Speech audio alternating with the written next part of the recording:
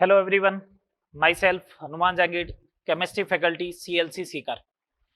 देखो अपने लास्ट मूल कंसेप्ट कंप्लीट कर लिया था, some basic concept of chemistry का टॉपिक। ठीक है, आज अपन स्टार्ट करने वाले एटॉमिक स्ट्रक्चर, परमाणु संरचना।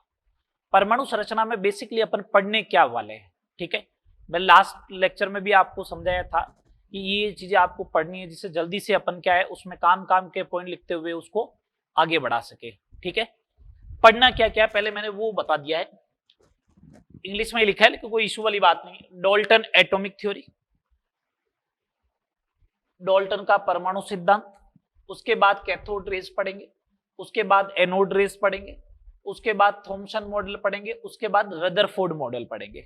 ठीक है, फिर ईएम वेव का मतलब इलेक्ट्रोमैग्नेटिक वेव, विद्युत चुंबकीय तरंगे, और इससे रिलेटेड दो चीजें हैं, एक तो है प्लांक क्वांटम थ्योरी और एक है फोटो इलेक्ट्रिक इफेक्ट, प्रकाश विद्युत प्रभाव, वो भी पढ़ने वाले।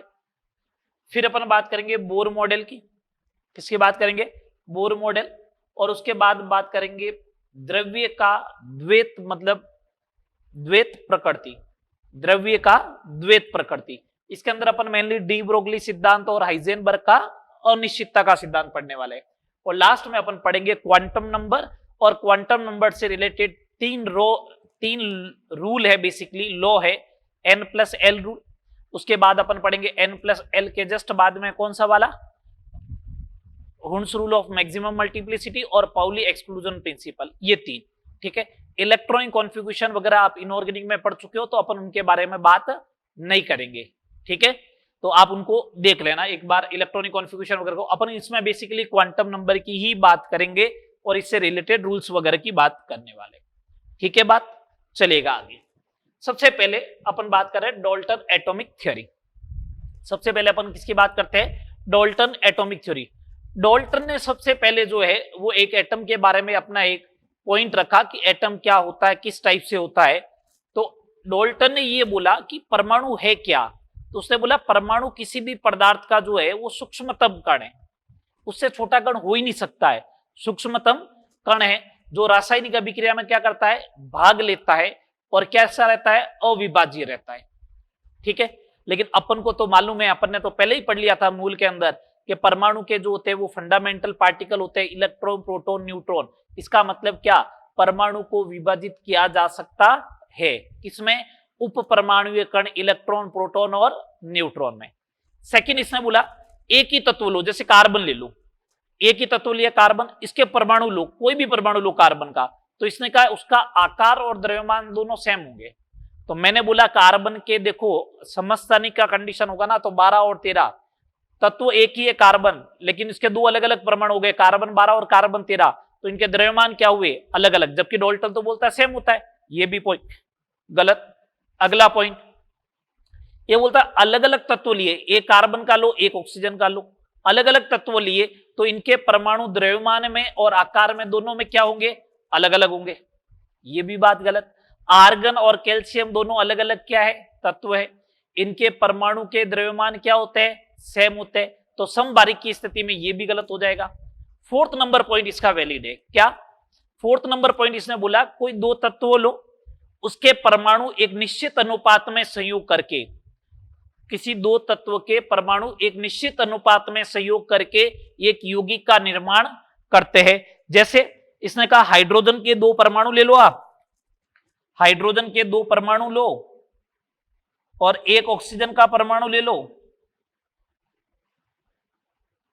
ऑक्सीजन का एक परमाणु ले लो, तो क्या बनेगा, जल का निर्माण होगा, H2O का निर्माण होगा। ये जल क्या है, यौगिक है, तो ये तो सही बात है।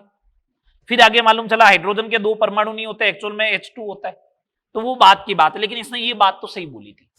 ठीक है, और लास्ट इसने बोला परमाणु को न तो उत्पन्न किया जा सकता है और न ही नष्ट किया जा सकता है। इसका मतलब परमाणु का क्या होगा, हमेशा संरक्षण होगा।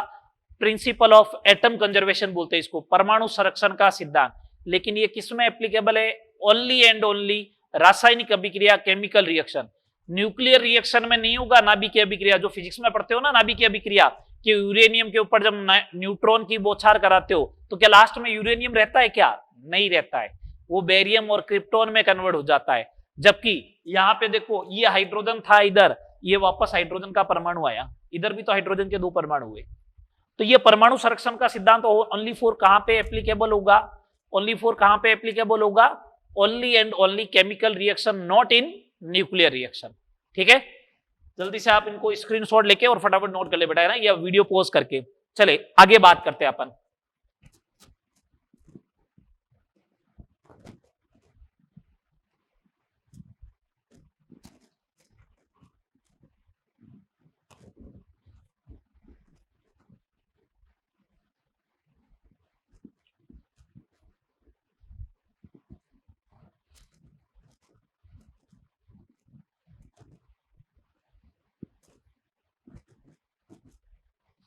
नेक्स्ट हेडिंग लगा है cathode rays.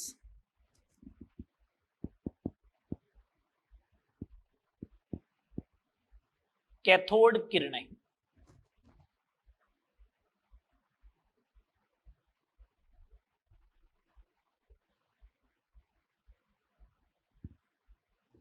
Cathode rays, cathode किरणें क्या होती है समझते हैं, फटाफट देखिए इधर।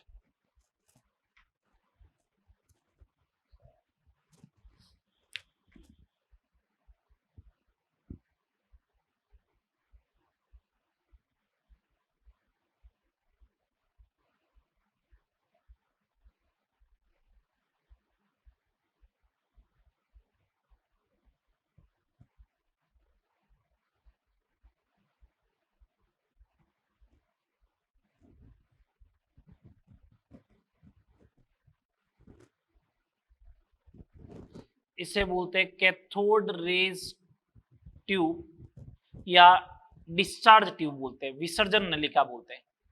क्या बोलते हैं? डिस्चार्ज ट्यूब, विसर्जन नलिका।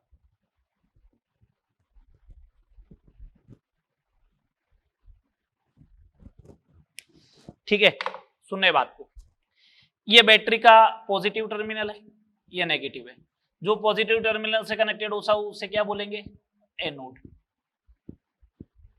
नेगेटिव टर्मिनल से जो कनेक्टेड होता है उसे कैथोड। ये क्या है? निर्वात पंप है, वैक्यूम पंप है, निर्वात पंप है, वैक्यूम पंप है। ठीक है, इसके अंदर गैस रख रखी है। यहां पे मैंने स्क्रीन को जो है यहां पे कोटिंग कर रखी है। किसकी कोटिंग कर रखी है? फ्लोरोसेंट स्क्रीन है, प्रतिदीप्ति, प्रतिदीप्ति पदार्थ है। कौन सा होता है प्रतिदीप्ति पदार्थ? ZnS, fluorescent material. क्या मतलब होता है इस फ्लोरोसेंट मटेरियल का?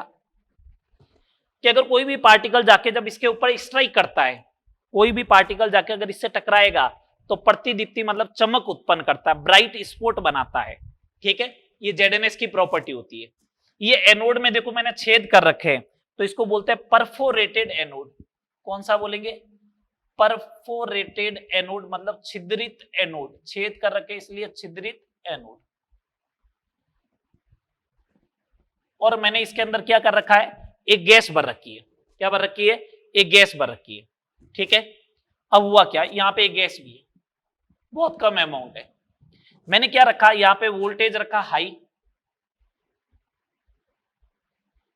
उच्च विभव, और प्रेशर रखा कैसा? लो। वैक्यूम पंप किस लिए काम में आता है?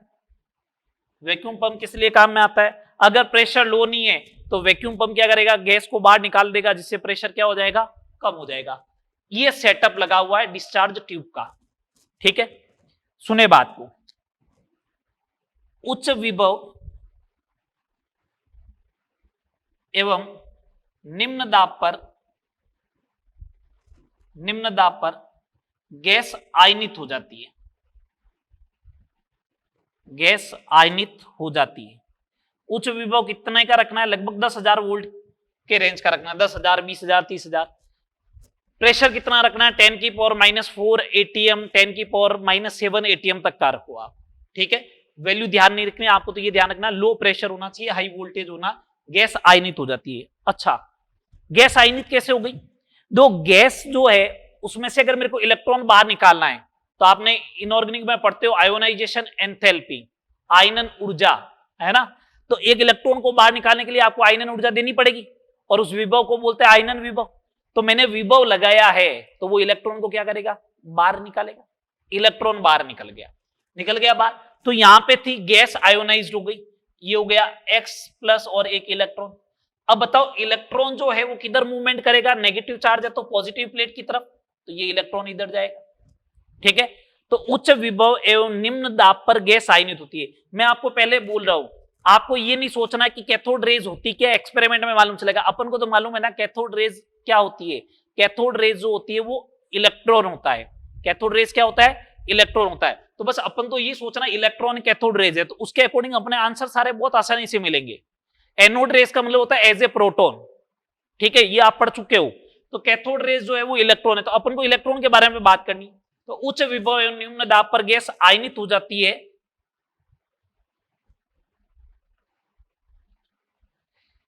एवं कणों का पुंज कैथोड से एनोड की तरफ गति करता है, जिन्हें कैथोड किरणें कहते हैं। क्या कहते हैं, कैथोड किरणें कहा जाता है। हुआ क्या, अब आप बोल रहे हो इलेक्ट्रॉन है और यहां पे रेस की बात चल रही है, सुनना बात को ढंग से। अगर मैं क्या करता हूं, यहां से एक चौक फेंकता हूं ऐसे, एक अगर चौक फेंकू ऐसे, तो उस कंडीशन में वो चौक आपको दिखेगी पार्टिकल है।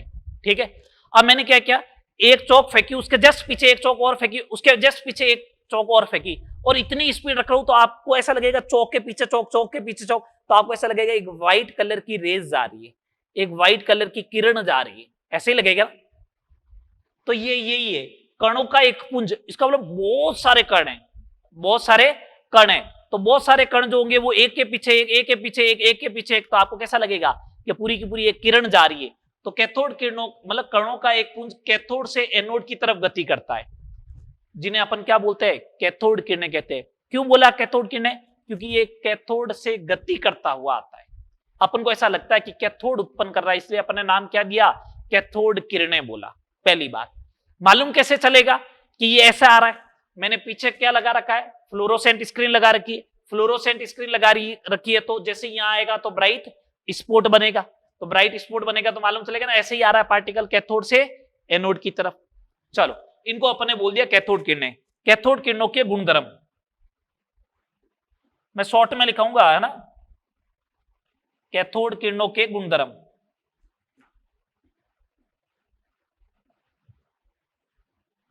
पहला कैथोड किरणें जो है वो सरल रेखा में,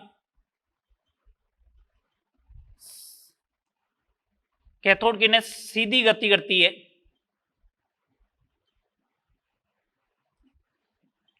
उच्च वेग से। वेग कैसा होता है, उच्च। कैथोड किरणें जो होती है वो ट्रेवल्स इन स्ट्रेट लाइन, वो एक सरल रेखा में, सीधी रेखा में गति करती है, और उनकी वेलोसिटी क्या होती है, हाई होती है, लेकिन प्रकाश के वेग के बराबर तो नहीं होता है। ठीक है, अगर आप इसके मार्ग में एक ऑब्जेक्ट रख दे, तो जैसे ये मार्कर रख दिया, तो पीछे इसकी क्या बन जाएगी, परछाई बन जाएगी, शैडो बन जाएगी। ठीक है, तो कैथोड किरणें सीधी रेखा में गति करती है और इनका वेग क्या होता है, उच्च होता है। सेकेंड नंबर, कैथोड किरणों में यांत्रिक गुणधर्म होता है। कैसा गुणधर्म होता है, यांत्रिक गुणधर्म होता है। यांत्रिक गुणधर्म का मतलब मैकेनिकल इफेक्ट प्रोड्यूस करती है। मैकेनिकल इफेक्ट का मतलब इनमें कुछ न कुछ एनर्जी होती है, काइनेटिक एनर्जी।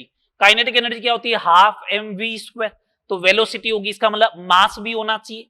तो कैथोड किरणें जो होती है वो यांत्रिक गुणधर्म उत्पन्न करती है। अगर आप इसके बीच में, इसके पाथ में अगर इस टाइप से कोई पेडल व्हील रख दिया, ये इस टाइप से चक्री होती है ना, इस टाइप से अगर रख दी पेडल व्हील, तो उसको क्या करेगा, रोटेट करेगा, घुमा देगा। आप भी पेडल व्हील ही लिख देना, पेडल व्हील को घूर्णित कर देता है।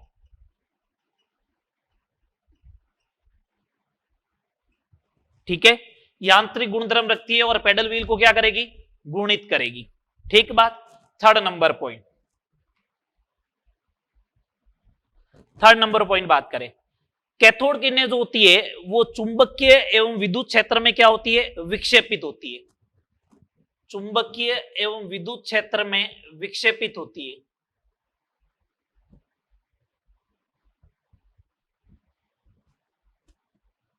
जब खुद के ऊपर चार्ज होगा,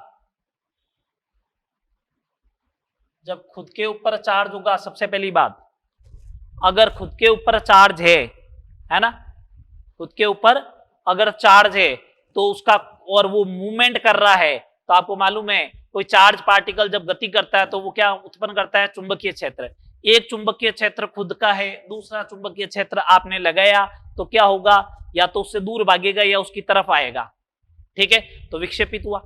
दूसरा, कैथोड किरणों के ऊपर चार्ज है, तो अगर आपने इलेक्ट्रिक फील्ड लगाया तो एक नेगेटिव और एक पॉजिटिव प्लेट, तो जैसा चार्ज होगा उसके अपोजिट डायरेक्शन में वो क्या करेगा, विक्षेपित होगा। तो कैथोड किरणें जो होती है वो नेगेटिव चार्ज होती है, अपन को तो मालूम है ना इलेक्ट्रॉन है, तो विद्युत क्षेत्र में पॉजिटिव प्लेट की तरफ क्या होती है, विक्षेपित होती है, ठीक है। अब इसके ऊपर ध्यान रखें, विक्षेपण जो होता है, डिफ्लेक्शन या विक्षेपण जो होता है वो तीन चीजों के ऊपर डिपेंड करता है। पहला डिपेंड करता है कण के आवेश पर, कण का आवेश ज्यादा होगा तो उसके ऊपर। कण के द्रव्यमान के क्या होता है, व्युत्क्रमानुपाती होता है। और थर्ड बात बोले तो क्षेत्र की तीव्रता के क्या होता है, समानुपाती।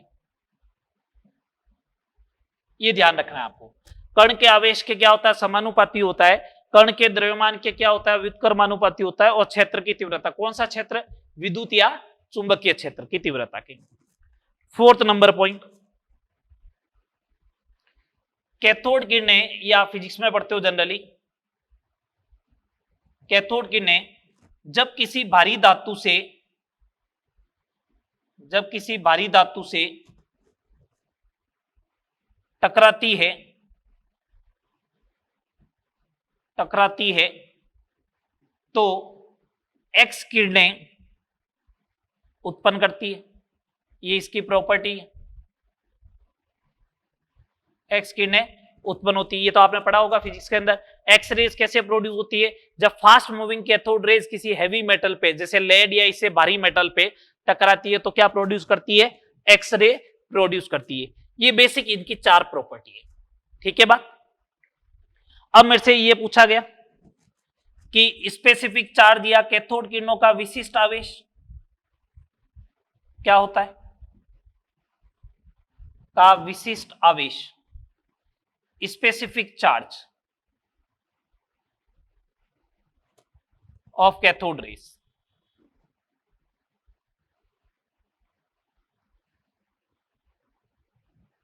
स्पेसिफिक चार्ज होता है Q बाई एम, विशिष्ट आवेश क्या होता है, Q by M. Specific charge होता है Q बाई एम। अच्छा, अगर Q बाई एम होता है तो स्पेसिफिक चार्ज कैलकुलेट करो,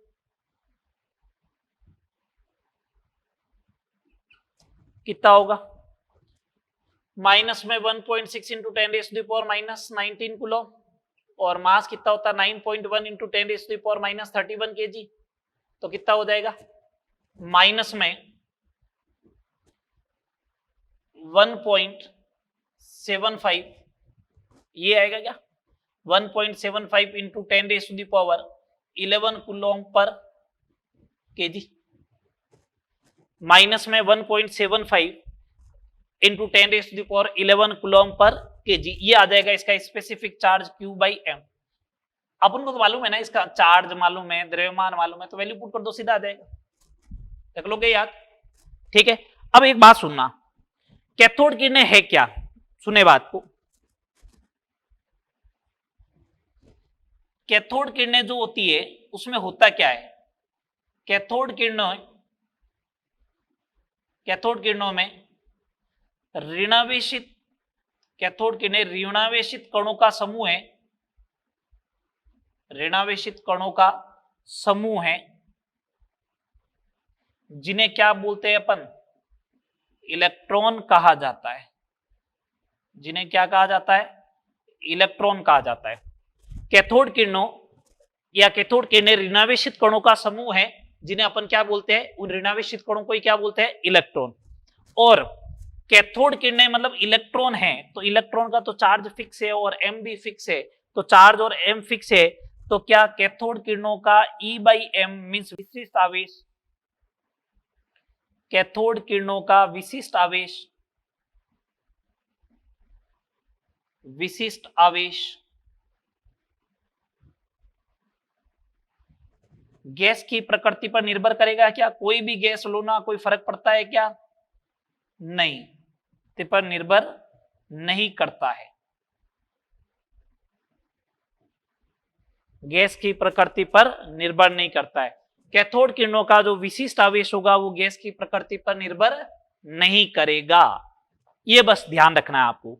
तो कैथोड किरणें होती क्या है, तो अपन को सिंपल सी बात मालूम चल गई। कैथोड किरणें जो होती है वो ओवरऑल इलेक्ट्रॉन है, इलेक्ट्रॉन का एक स्ट्रीम है, इलेक्ट्रॉनों का क्या है, पुंज है, यही मैंने बोला। उच्च विभव मतलब हाई वोल्टेज और लो प्रेशर रखोगे तो गैस आयोनाइज हो जाएगी, और एक कणों का पुंज जो होगा, stream of particles move from cathode to anode is known as cathode rays. ठीक है, कैथोड किरणों के गुणधर्म क्या हो गए, सीधी रेखा में गमन करेंगे और क्या बनाएगा, शैडो बनाएगा। दूसरा, यांत्रिक गुणधर्म उत्पन्न करती है, मतलब क्या, पेडल व्हील को रोटेट करेगी। तीसरा, चुंबकीय विद्युत क्षेत्र में विक्षेपित होती है, विद्युत क्षेत्र में किधर विक्षेपित होगी, पॉजिटिव प्लेट की तरफ। इससे क्या निष्कर्ष निकलता है कि कैथोड किरणों पर कौन सा चार्ज होगा, नेगेटिव। अगला, विक्षेपण किसके ऊपर निर्भर करेगा, कण के आवेश, कण के द्रव्यमान और क्षेत्र की तीव्रता। कैथोड किरणें एक्सरे प्रोड्यूस करेगी जब किसी भारी धातु से टकराएगी। कैथोड किरणों का विशिष्ट आवेश, कैथोड किरणें क्या होती है, ऋणावेशित कणों का समूह होता है, जिन्हें अपन क्या बोलते हैं, इलेक्ट्रॉन। और कैथोड किरणों का विशिष्ट आवेश जो होता है वो गैस की प्रकृति पर निर्भर नहीं करता है। और कितना होगा, 1.75 इंटू 10⁻11 कूलम पर केजी। बात ओके, आइएगा आगे नेक्स्ट बात करते हैं। कैथोड रेज ही चल रहा है अभी।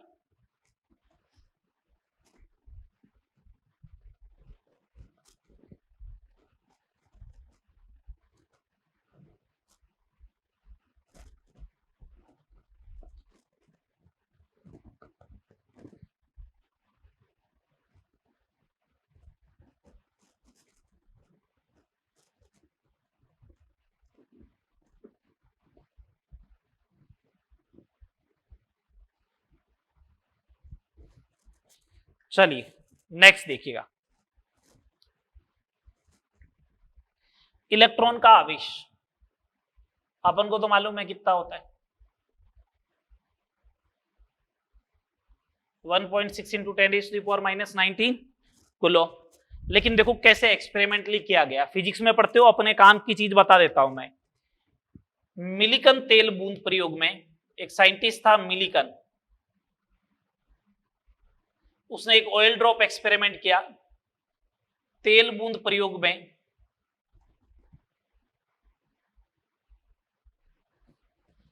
किसी तेल बूंद पर आवेश जो होता है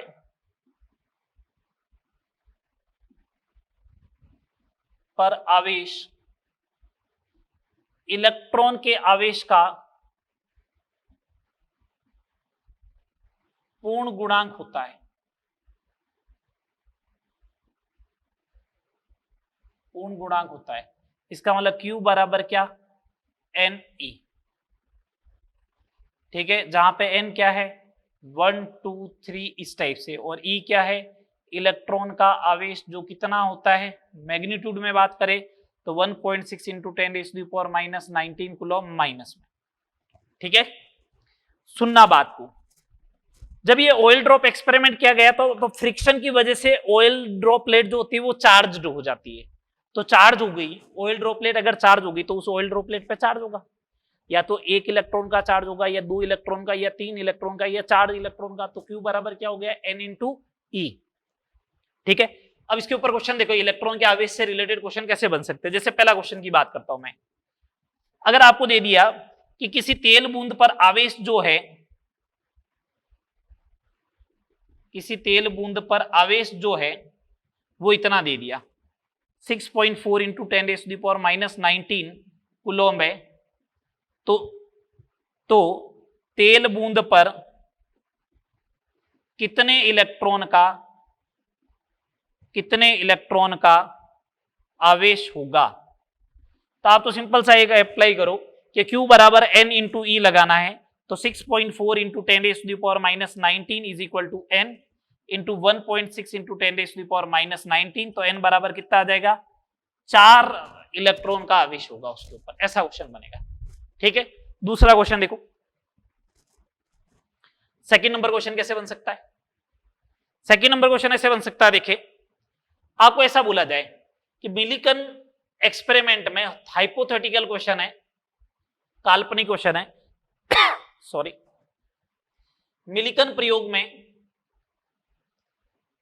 तेल बूंदों पर आवेश निम्न प्राप्त हुए।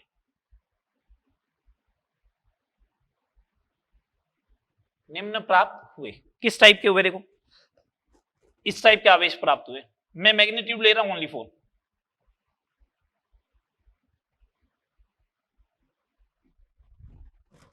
विदाउट यूनिट, वो भी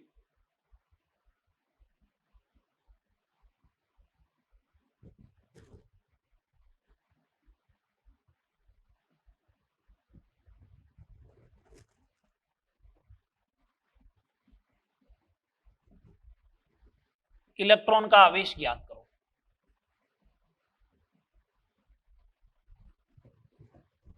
जब भी ऐसा हाइपोथेटिकल क्वेश्चन आए तो इसका मतलब इलेक्ट्रॉन का आवेश Q बराबर N इंटू ई होगा, पहली बात तो है ना।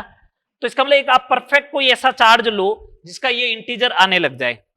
तो जब भी ऐसा क्वेश्चन आए तो आपको सिंप्लीफाई क्या, आपको ये दिमाग लगाना है, इलेक्ट्रॉन का जो आवेश होगा वो होगा HCF, highest common factor. LCM और HCF लेते हो ना, हाईएस्ट कॉमन फैक्टर। मेरे को एक बात बताओ, 6, 15, 21 और 24 का, 6, 15, 21 और 24 का हाईएस्ट कॉमन फैक्टर क्या आएगा, 3, 10⁻⁻15 तो है। तो इलेक्ट्रॉन का आवेश कितना हो जाएगा, 3 इंटू 10⁻⁻15। इस पे 2 इलेक्ट्रॉन का आवेश है, इस पे 5 इलेक्ट्रॉन का आवेश है, इस पे 7 इलेक्ट्रॉन का आवेश है, इस पे 8 इलेक्ट्रॉन का आवेश है।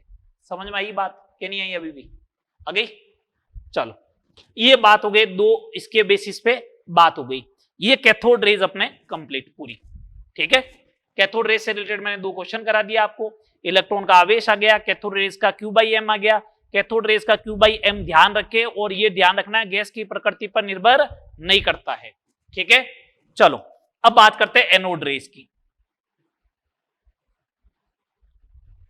डायग्राम वही रहेगा, मैं लिखवाऊंगा कुछ भी नहीं इसके अंदर, देखना एनोड रेज। काम की चीज ही पढ़नी है, लिखे हुए तो तुमने खूब है पहले भी।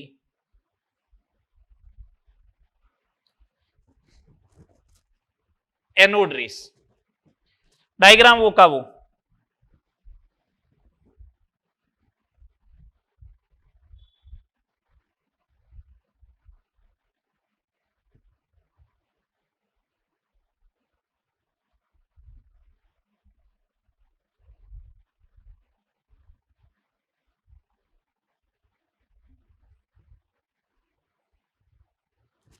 इस बार कैथोड कैसा बनाओ, परफोरेटेड, छिद्रित, परफोरेटेड एनोड।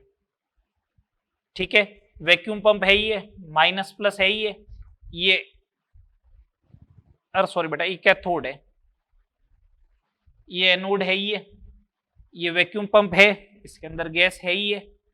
ठीक है, वोल्टेज कैसा रखना है आपको, वोल्टेज रखना है हाई वोल्टेज, और प्रेशर कैसा रखना है, लो प्रेशर। गैस आयोनाइज्ड होगी। इस बार मैंने क्या किया, इधर भी लगा दिया, ये ZNS की कोटिंग कर दी, ये लो ZNS की कोटिंग हो गई, फ्लोरोसेंट प्रतिदीप्ति उत्पन्न करने के लिए। मेरा दिमाग तो उसी टाइम चल गया था जब यहां पे मैंने कहा गैस आयोनाइज्ड होती है तो X प्लस और इलेक्ट्रॉन बनता, तो इलेक्ट्रॉन तो इधर चला गया था, तो X प्लस इधर जाएगा ना। लेकिन मेरे को उस समय मालूम नहीं चला। क्यों मालूम नहीं चला, क्यों मैंने यहाँ पे ZNS की स्क्रीन लगा ही नहीं रखी थी। जब ZNS की स्क्रीन लगा नहीं रखा तो मेरे को आइडिया ही नहीं चला। जब मैंने ZNS की स्क्रीन नहीं लगा रखी थी तो मेरे को आइडिया ही नहीं चला कि क्या हुआ। अब मैंने क्या किया, अरे नहीं, कि जब इलेक्ट्रॉन प्रोड्यूस हुआ है तो कुछ न कुछ गैस X प्लस भी आया होगा, वो X प्लस कैथोड की तरफ जाएगा, जाता है या नहीं जाता है, तो मैंने ZNS की स्क्रीन लगाई और यहां पे जाके टकराया और ब्राइट स्पॉट बनाया, तो मालूम चला अरे यार ये तो गया था। तो इसका मतलब एनोड से कुछ रेज डेवलप होती है, उन्हें अपन क्या बोलते हैं, एनोड रेज बोलते हैं। ठीक है, तो इसके अगर आपको लिखना है इसको तो ऐसे लिख सकते हो, उच्च विभव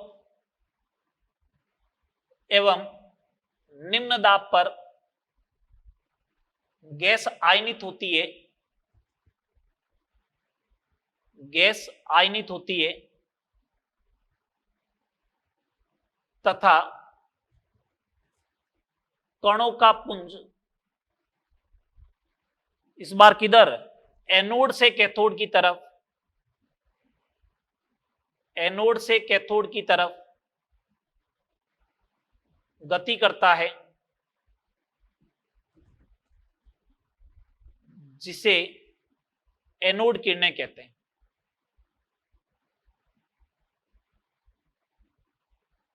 जिसे एनोड किरणें कहते हैं।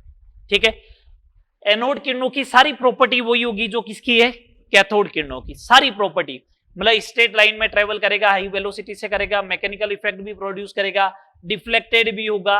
लेकिन ध्यान रहे एनोड किरणों के ऊपर चार्ज कौन सा है, X+ को माना है, पॉजिटिव माना है, तो कौन सी प्लेट की तरफ डिफ्लेक्टेड होगा, नेगेटिव प्लेट की तरफ। ठीक है, सारी प्रॉपर्टी वो की वो रहेगी। अब बात करते हैं अपन इनका विशिष्ट आवेश की। अपन बात कर रहे हैं विशिष्ट आवेश की, बात सुनना ढंग से। अगर मैंने ये ऑक्सीजन गैस ली और ये आयोनाइज हो गई तो बन गया O++ इलेक्ट्रॉन, हाइड्रोजन लिया तो बन गया H++ इलेक्ट्रॉन। ठीक है, हीलियम लिया तो आयोनाइज हो गया, बन गया He++ इलेक्ट्रॉन। ये जो इलेक्ट्रॉन बने हैं ना, ये इलेक्ट्रॉन, इनको तो अपन ने क्या बोल दिया, कैथोड रेस। और ये जो बने ना पॉजिटिव चार्ज वाले, इनको क्या बोला, anode rays, AR, anode rays, है ना। अब सुने बात को, जब एनोड रेस बनी तो मेरे को बोला कि बताओ इसका Q/M कैलकुलेट करो। तो मैंने कहा Q तो 1 है, M कितना है, 16, 1/16, 1 डिवाइड बाई 1 1 आएगा, 1 डिवाइड बाई 4। Q/M चेंज हो रहा है या नहीं हो रहा है, हो रहा है ना चेंज, जबकि उसमें नहीं हो रहा था कैथोड रेज में, वो तो इलेक्ट्रॉन ही तो है, इलेक्ट्रॉन का तो Q और M सेम रहेगा ना।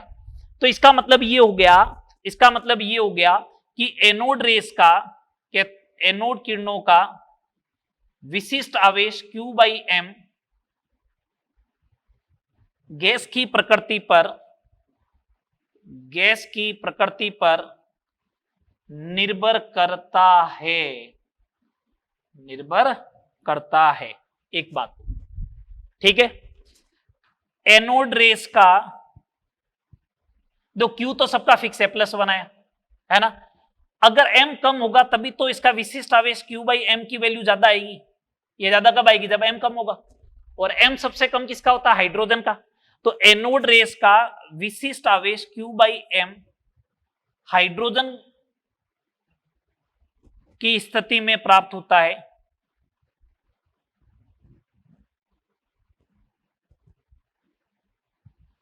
Q/M का अधिकतम मान का मैक्सिमम वैल्यू हाइड्रोजन की स्थिति में प्राप्त होता है, हाइड्रोजन की स्थिति में प्राप्त होता है। तो उस कंडीशन में H+ को, हाइड्रोजन की कंडीशन में H+ को, जो H+ की एनोड रेस बनेगी उसी को अपन क्या बोलते हैं, प्रोटॉन। उसी को अपन क्या बोलेंगे, प्रोटॉन। मैंने ये बोला है सेम एपरेटस है। मैंने कहा अगर आपने गैस चेंज की तो इसका Q/M चेंज होता जाएगा, तो इसका मतलब किसके ऊपर डिपेंड करता है, गैस की प्रकृति पर। मैंने बोला Q/M मैक्सिमम तब आएगा जब M कम हो। M कम होना इसका मतलब हाइड्रोजन का केस। हाइड्रोजन वाली स्थिति में क्या होता है, एनोड रेस का Q/M का मान अधिकतम प्राप्त होता है। एनोड रेस का Q/M का मैक्सिमम वैल्यू हाइड्रोजन की स्थिति में प्राप्त होता है जब हाइड्रोजन गैस फिलअप कर रखी हो। उस कंडीशन में, जब हाइड्रोजन गैस फिलअप कर रखी हो, उस कंडीशन में एनोड रेस को क्या कहा जाता है, प्रोटॉन कहा जाता है। आपको बोले प्रोटॉन, एनोड रेस हमेशा प्रोटॉन होती है क्या, गलत बात। एनोड रेस प्रोटॉन तभी बनेगा जब गैस कौन सी होगी, हाइड्रोजन। क्या होगी, हाइड्रोजन। अगर ऑक्सीजन गैस ले ली तो क्या एनोड रेस अभी भी प्रोटॉन होगा, नहीं। प्रोटॉन एनोड रेस होता है क्या, बिल्कुल होता है, प्रोटॉन एनोड रेस है। बट एनोड रेस सारे प्रोटॉन है क्या, नहीं। हाइड्रोजन वाले केस में ही प्रोटॉन है, अदरवाइज वाले केस में नहीं। बात समझ में आ गई। ये बात हो गई किसकी, ये बात किसकी हो गई, प्रोटॉन की डिस्कवरी हो गई, इससे पहले इलेक्ट्रॉन की डिस्कवरी हो गई। अब बात करते हैं न्यूट्रॉन की डिस्कवरी के ऊपर। दो क्वेश्चन भी करवा दिए मैंने आपको। अब बात करते हैं न्यूट्रॉन की डिस्कवरी के ऊपर। एक लाइन ध्यान रखनी है न्यूट्रॉन की डिस्कवरी में, तो बस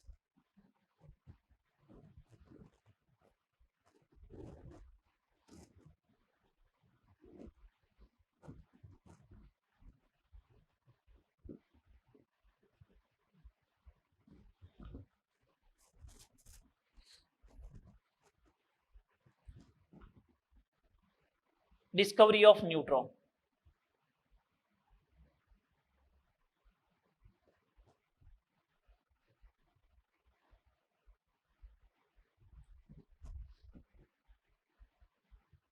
न्यूट्रॉन की खोज।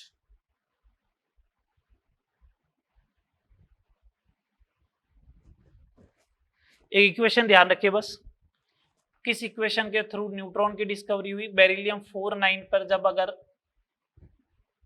He2+4 की रिएक्शन करवाई जाए तो कार्बन बनता है 612 प्लस एक पार्टिकल बनता है, उसको अपन न्यूट्रॉन बोलेंगे। न्यूक्लियर रिएक्शन को बैलेंस करने का सिंपल सा तरीका, अपोन वाली चीज 4+2 ये 6 हो गया, इसका मतलब यहाँ 0 आएगा, ये चार्ज को रिप्रेजेंट करता है, 0 हो गया। 9+4 हो गए 13, इधर आया 12, इसका मतलब ये एक आ गया, ये क्या है? न्यूट्रॉन है। इस रिएक्शन के थ्रू न्यूट्रॉन की डिस्कवरी हुई।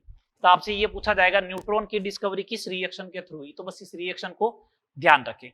अब मैं फंडामेंटल पार्टिकल की पूरी टेबल बना लेता हूं। फंडामेंटल पार्टिकल्स ऑफ एटम, परमाणु के आधारभूत कण सारे डिस्कवरी हो गई है, तो अपन अब उनकी बात कर लेते हैं एक साथ। परमाणु के आधारभूत कण, पार्टिकल कौन सा है, कण कौन सा है, उसका चार्ज क्या है, उसका मास क्या है, ठीक है, और उसको डिस्कवर किसने किया, डिस्कवर्ड बाय, ये सारी बात कर लेता हूं मैं, ठीक है। पार्टिकल है इलेक्ट्रॉन, प्रोटॉन एंड न्यूट्रॉन, ठीक है बात। इलेक्ट्रॉन का charge -1.6 into 10⁻⁻19 coulomb, relative charge -1, plus 1.6 into 10⁻⁻19 coulomb, relative charge +1, और ये 0। मास की बात करें तो 9.1 इंटू 10⁻31 kg, इसका था 1.672 इंटू 10⁻27 kg, इसी को अपन 1 AMU बोलते हैं, और 1.675 इंटू 10⁻27 kg ये भी बराबर ही है, तो ये भी किसके बराबर होगा, 1 AMU के। डिस्कवर्ड किसने किया था? इलेक्ट्रॉन की खोज की थी जे थॉमसन ने, जे थॉमसन ने। प्रोटॉन की खोज की थी गोल्डस्टीन ने, और इसकी खोज की थी जेम्स चैडविक ने। इसकी खोज किसने की थी? जेम्स चैडविक ने। इनके ऊपर क्वेश्चन वगैरह अपन जो है वो पहले मूल में बात कर चुके हैं, ठीक है। चलिएगा आगे। ये इलेक्ट्रॉन, प्रोटॉन, न्यूट्रॉन की डिस्कवरी हो गई, anode rays, cathode rays, neutron हो गया, डाल्टन एटॉमिक थ्योरी हो गई। उसके बाद अपन बात करते हैं थॉमसन एटॉमिक मॉडल। जैसे ही थॉमसन ने इलेक्ट्रॉन की डिस्कवरी की तो इसको थोड़ा सा जोश आया, और इसने कहा नहीं एटम भी अब ऐसा होता होगा, तो इसने एक थ्योरेटिकल कॉन्सेप्ट दे दिया थॉमसन एटॉमिक मॉडल में। मैं लिखवाऊंगा नहीं, जो है कुछ वो डायग्राम में ही लिख दूंगा। थॉमसन एटॉमिक मॉडल, थॉमसन का परमाणु मॉडल, थॉमसन का परमाणु मॉडल,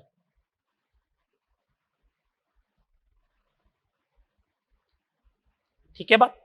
थॉमसन के परमाणु मॉडल में क्या, थॉमसन ने बोला कि परमाणु जो होता है ना, थॉमसन ने बोला परमाणु जो होता है वो पॉजिटिवली चार्ज स्फीयर है। थॉमसन ने कहा परमाणु जो है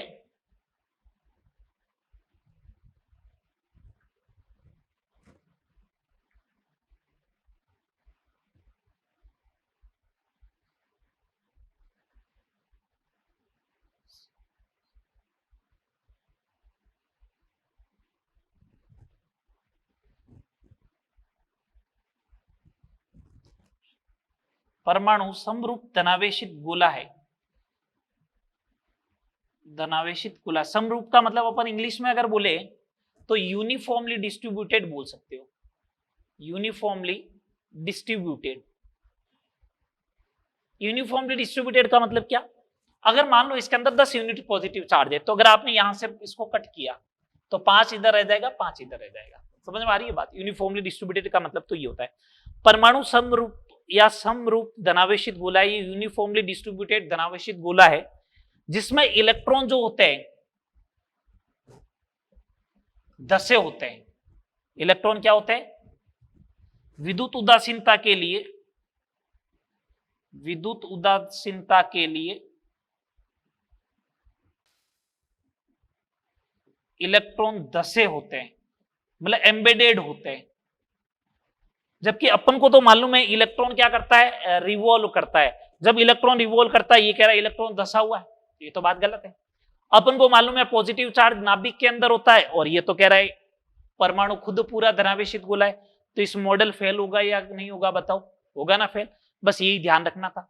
इस मॉडल को जो है वो ब्रिटेन में लड्डू जैसी मिठाई को बोलते हैं प्लम पुडिंग, तो ये प्लम पुडिंग मॉडल हो गया, ठीक है। या फिर वाटरमेलन मॉडल हो गया, क्या बोलता है, प्लम पुडिंग या वाटरमेलन मॉडल। समझ में आ रही है बात? प्लम पुडिंग किसे बोलते हैं? अपने जो लड्डू होते हैं ना, बूंदी के लड्डू, तो ये लड्डू पूरा हो गया धनावेशित गोला, और उसमें इलायची काली मिर्च वगैरह जो होती है वो क्या होती है, इसको अपन ने क्या बोला, इलेक्ट्रॉन। उसी को ब्रिटेन में प्लम पुडिंग नाम बोलते हैं, ठीक है। या वाटरमेलन बोल दो, तरबूज मॉडल बोल दो। ये हो गया थॉमसन का परमाणु मॉडल। अब अपन बात करते हैं रदरफोर्ड मॉडल। ऐसा कुछ है नहीं थॉमसन ने जैसा बोला वो। अब अपन बात करते हैं रदरफोर्ड मॉडल की, ये इंपॉर्टेंट है।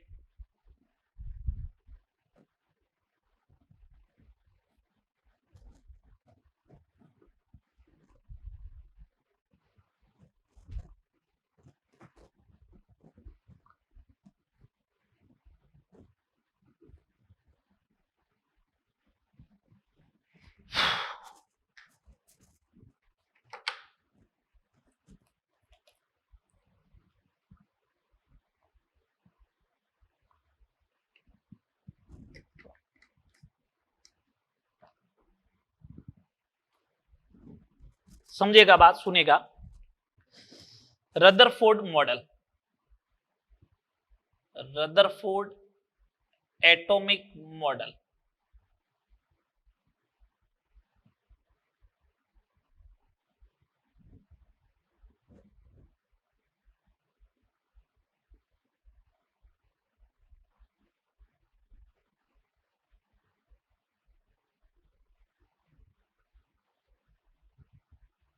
तीन चार स्टेप में पढ़ते हैं अपन रदरफोर्ड परमाणु मॉडल को। पढ़ रखा है, 9th में पढ़ा, 10th में पढ़ा, 11th में पढ़ा, 12th में फिजिक्स में पढ़ा, तो अपन अब ज्यादा नहीं, अपन तो इसके एटॉमिक मॉडल के ऊपर डिस्कस करेंगे। 20,000 में से एक अल्फा पार्टिकल सीधा निकल जाता है, वो तुम देखते रहना, ठीक है। मैं बात आता हूं, सबसे पहले इसने क्या किया, एक अल्फा स्कैटरिंग प्रयोग किया, अल्फा प्रकीर्णन प्रयोग।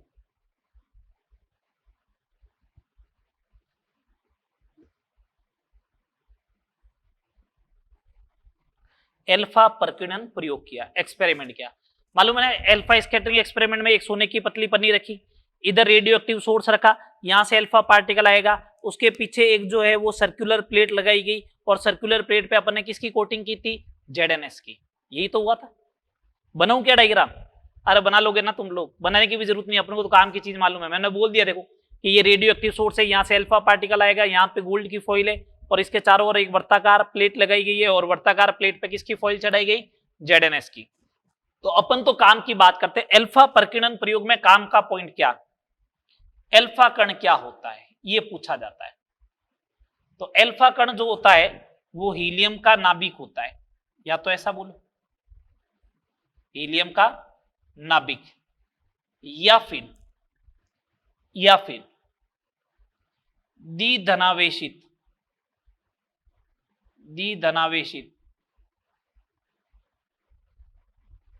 हीलियम परमाणु होता है। सुनना, इसका मतलब अल्फा पार्टिकल तो ऐसा हो गया, ये हीलियम होता है 2 4, द्विधनावेशित का मतलब +2। एक बात बताओ, हीलियम में इलेक्ट्रॉन कितने होते हैं? 2, और 2 में से दोनों के दोनों चले गए, इसका मतलब अब 0 इलेक्ट्रॉन है। 0 इलेक्ट्रॉन है तो पीछे बचा क्या? नाभिक ही तो बचा थे, इसलिए तो बोला हीलियम का नाभिक। अच्छा, इसका आवेश कितना होता है? +2, ये सापेक्षिक आवेश है, ठीक है। द्रव्यमान कितना होता है? 4 AMU, मतलब प्रोटॉन के द्रव्यमान का 4 गुना होगा, ठीक है बात। अब जैसे ही ये आया तो मैं आपको एक क्वेश्चन बताता हूं, क्वेश्चन नंबर 3 आज का। अगर मेरे को ऐसा बोले, order of electron, proton, neutron एवं अल्फा कण के Q/m का क्रम लिखो, ओनली फॉर मैग्नीट्यूड लिखना है। तो मैं तो एक ही काम करूंगा, पहले Q लिख दूं, उनका M लिख दूं, ठीक है साहब। इसका तो Q क्या होता है? 0। इसका तो Q क्या होता है? 0। इसका कितना होता है? +2। इसका कितना? +1। और इसका कितना? 1। ये तो हो गया Q। अब बात करते हैं M की। इसका M 1 AMU, इसका M 1 AMU, इसका 4 AMU, और इसका M मालूम है कितना है? 1/1837 AMU। कितना है? 1/1837। तो 9.1 इंटू 10⁻⁻31 kg लिखा था ना, वो 1/1837 के बराबर है, ठीक है। तो देखो, अब Q/m का ऑर्डर लिखना है, तो इसका तो 0 ही हो गया, किसका? न्यूट्रॉन का। फिर जिसका मास ज्यादा होगा उसका क्या होगा? इसका रेशियो क्या आ रहा है? Q/m हाफ, और इसका 1, तो फिर आएगा अल्फा। फिर आएगा प्रोटॉन। इलेक्ट्रॉन का देखो 1 डिवाइड बाई 1/1837, तो 1837 ऊपर चला जाएगा, ये इलेक्ट्रॉन का। ये क्वेश्चन आएगा आपके टेस्ट सीरीज वगैरह में, 100% इस टाइप के क्वेश्चन आएंगे, ठीक है बात। तो एक तो अल्फा कण बताया मैंने, और अल्फा कण आते ही क्वेश्चन आ गया, देख लो, काम की चीज बता रहा हूं बस। सेकंड नंबर, किसका यूज किया गया? गोल्ड फॉइल का, सोने की पन्नी का।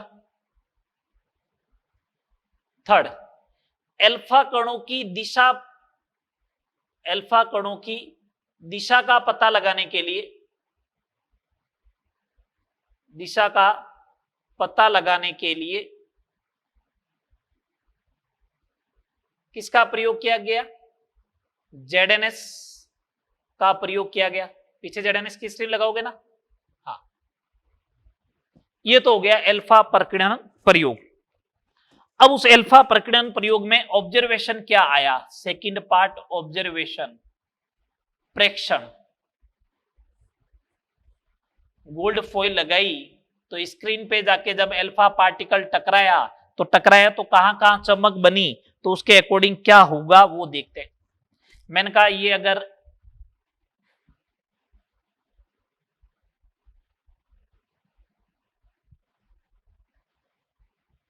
परमाणु है, ये अगर परमाणु है और ये इसका छोटा सा नाभिक, अभी तक नाभिक की डिस्कवरी हुई नहीं है, मैं तो मान के चलता हूं नाभिक है ना, अपन को तो मालूम है ना।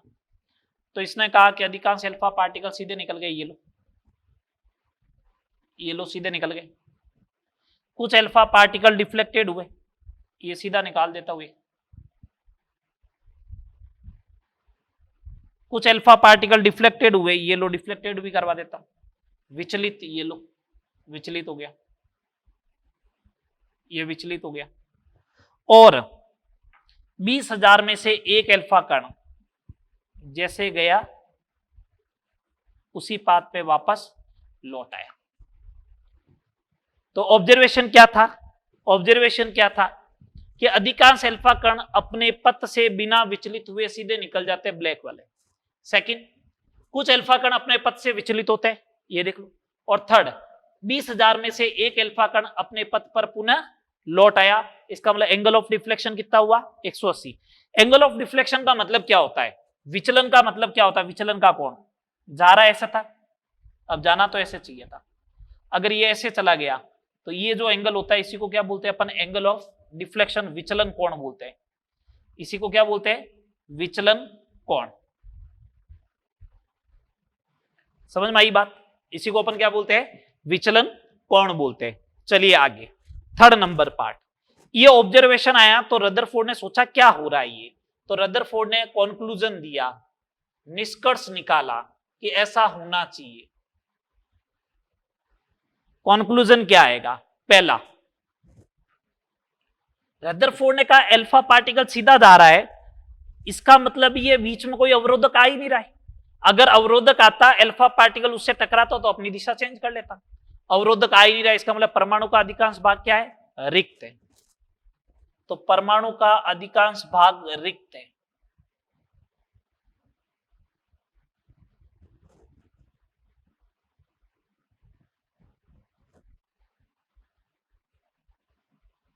सेकंड नंबर, इसने कहा एक अल्फा पार्टिकल कुछ डिफ्लेक्टेड हुए और एक अपने पथ पर लौटा है, इसका मतलब पॉजिटिव चार्ज है, तभी पॉजिटिव पॉजिटिव में क्या हो रहा है? रिपल्शन हो रहा है। तो पॉजिटिव पॉजिटिव में रिपल्शन हो रहा है, तो इसने कहा पॉजिटिव चार्ज है लेकिन उसका आयतन क्या है? बहुत कम है। तो इसने कहा परमाणु का समस्त धनावेश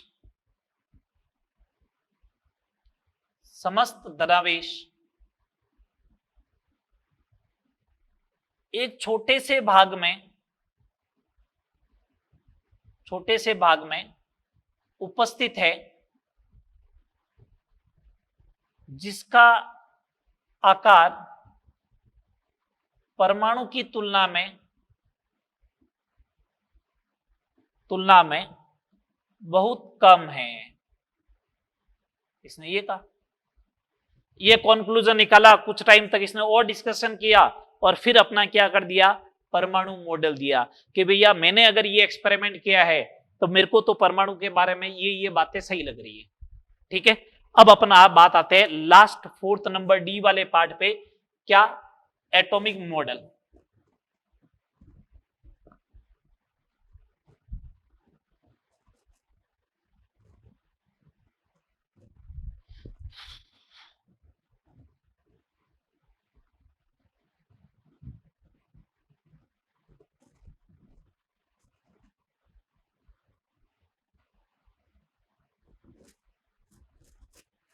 चलिए एटॉमिक मॉडल पे बात करते हैं, डी वाले पार्ट पे, जल्दी करिएगा। पहला पॉइंट एटॉमिक मॉडल में इसने ये बोला, पहला पॉइंट, परमाणु का समस्त धनावेश एवं अधिकांश द्रव्यमान, इलेक्ट्रॉन का द्रव्यमान तो वैसे भी प्रोटॉन और न्यूट्रॉन के कंपैरेटिव में क्या होता है? बहुत कम होता है। परमाणु का समस्त धनावेश एवं अधिकांश द्रव्यमान एक छोटे से भाग में सकेंद्रित रहता है,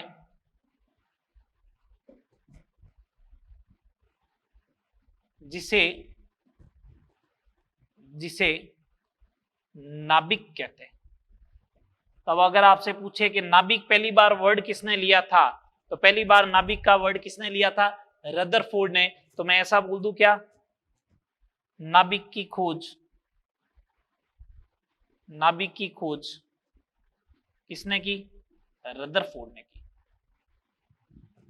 ठीक है, सेकंड नंबर, इसने बोला परमाणु का आकार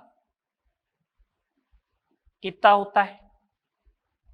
परमाणु को अगर गोला माना गया था थॉमसन वाले मॉडल में, तो आकार का मतलब रेडियस हो गया, radius of atom.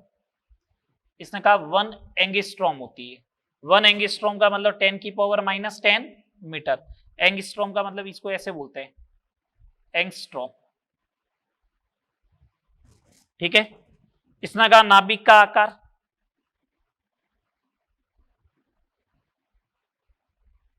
Radius of nucleus 1 FM fermi metre, और फर्मी मीटर किसके बराबर होता है? 10⁻15 मीटर। एक बात बताओ, जब ये कुछ है तो मैं यहां से कंक्लूजन क्या बता रहा हूं? अगर आप रेडियस ऑफ एटम और रेडियस ऑफ न्यूक्लियस का रेशियो लेते हो तो वो क्या आएगा? ये आएगा। अगर ये आएगा तो मानना if radius of nucleus 1 centimetre है, अगर ये 1 सेंटीमीटर ले लिया तो रेडियस ऑफ एटम क्या आएगा? 10⁵ सेंटीमीटर। ये 1 किलोमीटर होता है। ये कितना होता है? 1 किलोमीटर होता है। अब दिमाग लगाओ कि नाभिक का जो आकार है ना, गोला बनेगा नाभिक भी, लेकिन कितने त्रिज्या का? 1 सेंटीमीटर त्रिज्या का। तो 1 सेंटीमीटर तो यहां तक में हो जाएगा, तो ये ऐसा गोला बन जाएगा, ये नाभिक हो गया। अब परमाणु के बात करनी है, तो परमाणु की त्रिज्या कितनी होगी? 1 किलोमीटर। अब सोच लो 1 किलोमीटर कितना होता है, सोचो 1 किलोमीटर कितना होता है। 1 किलोमीटर बहुत बड़ा होता है। फुटबॉल के दो पोल के बीच की, जो फुटबॉल का ग्राउंड जो होता है, उसके दो पोल के बीच की डिस्टेंस 400 मीटर होती है। उसका 2.5 गुना लो, उसको रेडियस मानना है। और फिर एक ऐसा अगर सर्किल बनाओगे तो वो क्या होगा? एटम होगा। तो इसने रदरफोर्ड ने ऐसा बोला, रदरफोर्ड ने क्या बोला? रदरफोर्ड ने बोला नाभिक की परमाणु में स्थिति ठीक वैसी है जैसे फुटबॉल के ग्राउंड में, फुटबॉल के ग्राउंड में किसकी स्थिति होती है? फुटबॉल की होती है। फुटबॉल तो इतनी छोटी सी दिखती है और फुटबॉल का ग्राउंड बड़ा सा दिखता है। अगर फुटबॉल के ग्राउंड को ड्रोन से देखा जाए तो फुटबॉल का ग्राउंड तो बड़ा दिखेगा और फुटबॉल इतनी छोटी सी दिखेगी। आ रही बात समझ में? तो यही बोला था इसने स्टेटमेंट। मैं यहां पे क्वेश्चन दे रहा हूं आपको, क्वेश्चन नंबर 4। नाभिक द्वारा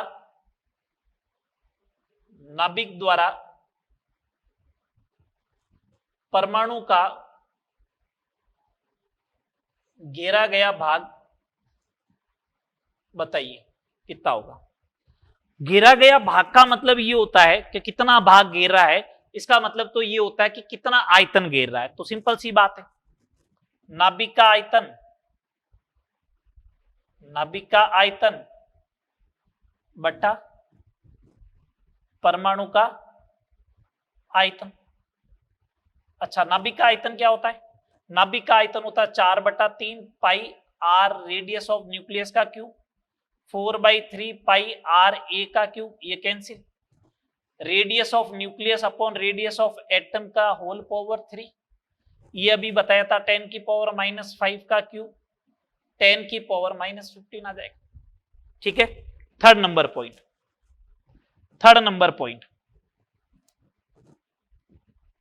परमाणु में इलेक्ट्रॉन नाभिक के चारों ओर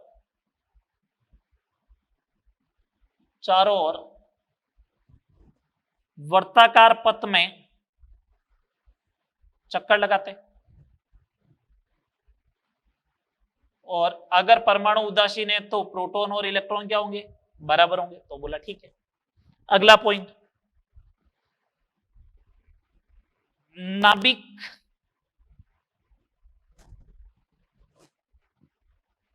की त्रिज्या एवं द्रव्यमान संख्या में संबंध, द्रव्यमान संख्या में संबंध। 4th नंबर पॉइंट, इसमें भी रिलेशन निकाला। उसने कहा रेडियस ऑफ न्यूक्लियस जो होगा वो डायरेक्टली प्रोपोर्शनल टू होगा द्रव्यमान संख्या की पावर 1/3। डायरेक्टली प्रोपोर्शनल टू का साइन हटाओगे तो एक कांस्टेंट आएगा R0, इसकी ये हो जाएगा। R0 क्या है? एक कांस्टेंट है जिसकी वैल्यू 1.25 फर्मी मीटर होती है। कभी कभार नहीं दे रखी है तो 1.25 फर्मी मीटर माननी, अदरवाइज 1.2 से लेके 1.5 तक कितनी भी हो सकती है। ठीक है, ये नाभिक की त्रिज्या हो गई। तो मेरे को इसके ऊपर क्वेश्चन ऐसे बना के दिया जा सकता है। क्वेश्चन नंबर 5, क्या? एल्यूमिनियम 27 के नाभिक की त्रिज्या ज्ञात करो।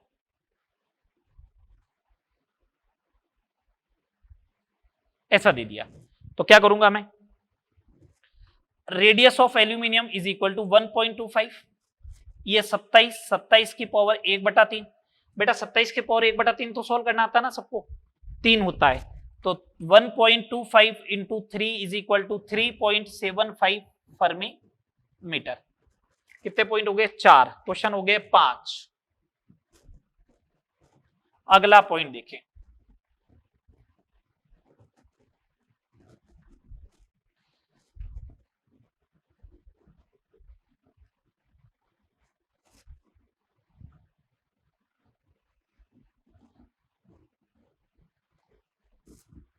Point number 5।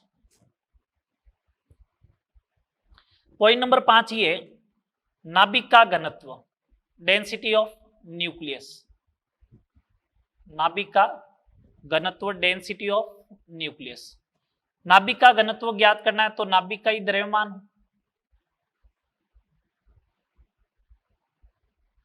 अपॉन नाभिक का ही क्या हो? आयतन।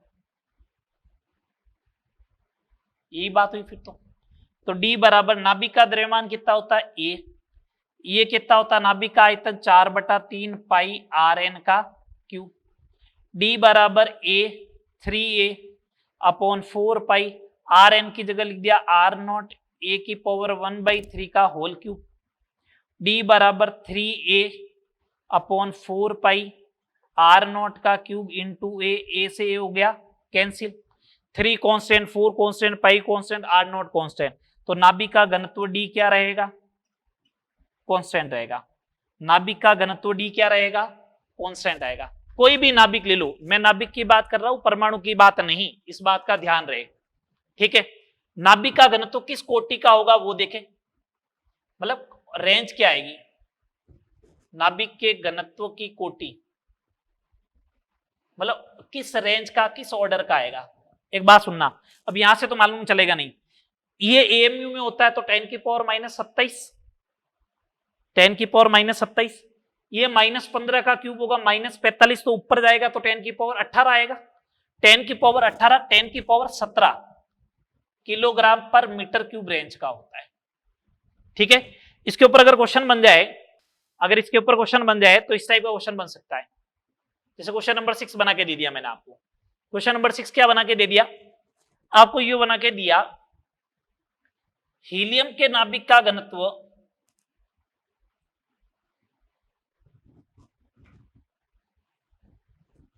2 × 10⁻17 किलोग्राम पर मीटर क्यूब है, तो ऑक्सीजन के नाभिक का घनत्व ज्ञात करो।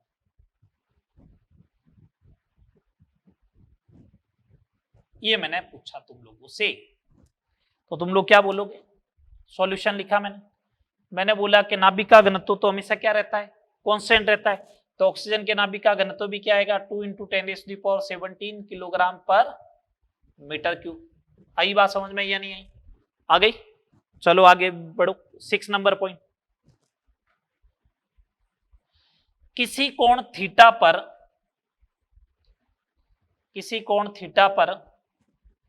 विचलित होने वाले अल्फा कणों की संख्या क्या होगी, क्या रिलेशन होगा, क्या रिलेशन आएगा, तो मैं बोल रहा हूं n is inversely proportional to sine θ/2 की होल पावर 4। इसको समझिएगा, n is inversely proportional to sine θ/2 की होल पावर 4। अगर मैं थीटा 0 लेता हूं तो साइन थीटा क्या हो जाएगा साइन 0, तो n की वैल्यू क्या इंफिनिटी। तो थीटा 0 इसका मतलब विचलन हुए ही नहीं, कितने पार्टिकल थे विचलन नहीं होने वाले, इंफिनिटी का मतलब अधिकांश, तो अपन ने यही तो लिखा था अधिकांश अल्फा कण सीधे निकल जाते हैं, तो विचलन देखो 0 था, ये देख लो। थीटा बराबर 180 पे कितना विचलन हुआ, एक का ही, तो साइन 180 / 2 साइन 90 की वैल्यू 1, तो n की वैल्यू भी क्या आएगी 1, ये देख लो। 180 डिग्री का विचलन कोण लिया तो n बराबर 1 ही आया, इसका मतलब ये रिलेशन सही है, ठीक है। ये रदरफोर्ड मॉडल की बात हो गई अपनी, ठीक है। तो अपन ने देखो कहां से स्टार्ट किया था, डाल्टन एटॉमिक थ्योरी से स्टार्ट किया था, डाल्टन एटॉमिक थ्योरी पढ़ी, उसके बाद में अपन ने cathode rays, anode rays, neutron, Thomson atomic model and Rutherford atomic model, ये सब कुछ पढ़ चुके हैं, मैंने सारे करवा दिए, 6 क्वेश्चन भी करवाए इसके ऊपर, ठीक है। बात सिंपल से क्वेश्चन, इलेक्ट्रॉन प्रोटॉन न्यूट्रॉन की डिस्कवरी, सम इंपोर्टेंट डेफिनेशन जो एटॉमिक स्ट्रक्चर में भी आती है उनको मैं पहले लिखा चुका हूं, ठीक है। नेक्स्ट क्लास के लिए आपका टास्क क्या है, आपको थोड़ा सा रिवाइज कर लेना। एक तो इलेक्ट्रोमैग्नेटिक वेव विद्युत चुंबकीय तरंगे, मैक्स प्लांक की क्वांटम थ्योरी और प्रकाश विद्युत प्रभाव, ये आप पढ़ लेना, ठीक है। अपन जो है उसी को आगे डिस्कस करने वाले हैं, ठीक है। बात चले आगे, यहां तक करना, नेक्स्ट क्लास में मिलते हैं, ओके।